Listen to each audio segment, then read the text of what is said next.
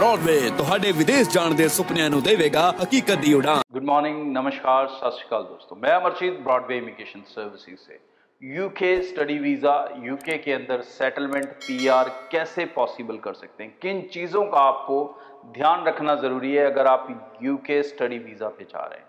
तो सबसे पहले कुछ समझदार चीज़ों को ऑप्ट करें। यूके में आपको एक फ्लेक्सिबिलिटी मिलती है जहाँ पर एक 10+2 स्टूडेंट डायरेक्ट फाइनल ईयर में भी जा सकता है। ये एक बड़ा बेनिफिट आपको देता है। इस बेनिफिट के बेस के ऊपर टॉप अप प्रोग्राम्स के जरिए आप 1 साल बाद ही अपना पोस्ट स्टडी वर्क वीज़ा ले सकते हैं।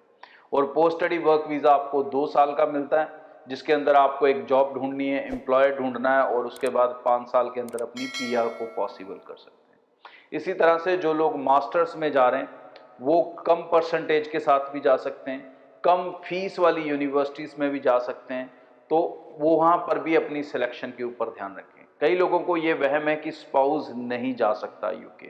स्पाउस आज भी जा सकता है। ओनली थिंग कि आपके पास आइल्स का स्कोर होना चाहिए और आपकी ग्रेजुएशन 55% के साथ हो।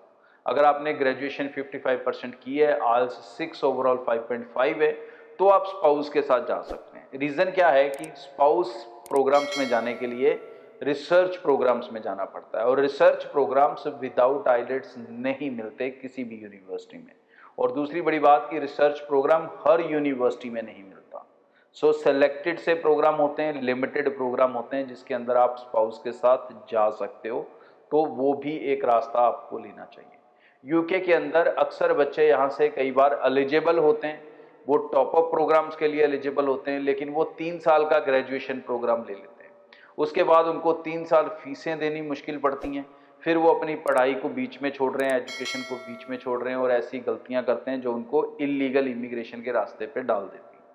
तो ऐसे बच्चे जो एलिजिबल हैं, जो +2 हैं विद 60%, जो सीबीएसई होंगे 70% उनको आइल्स की ज़रूरत नहीं है, लेकिन जो सीबीएसई नहीं है उनको आइल्स 6 ओवरऑल 5.5 चाहिए होगा।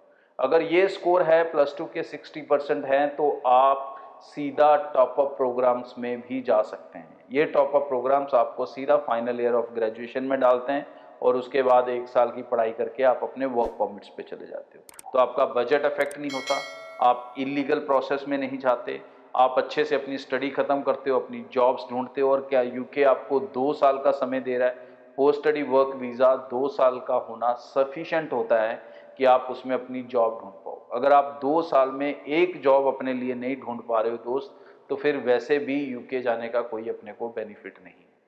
सो अगर आप एक क्वालिफाइड अच्छे इंसान हैं या अच्छे तरीके से पढ़ना चाहते हैं, अपना करियर बनाना चाहते हैं, तो यूके आपके लिए बहुत सारी अपॉर्चुनिटीज़ लेके बैठा है, जहां पर आप स्टूडेंट रूट के थ्रू आगे जाके अपनी पीआर और सेटलमेंट्स यूके के अंदर ले सकते हैं, या फिर वहां से आप इसको एक ज़रिया बना के आगे ट्रांसफ़र भी हो सकते हैं।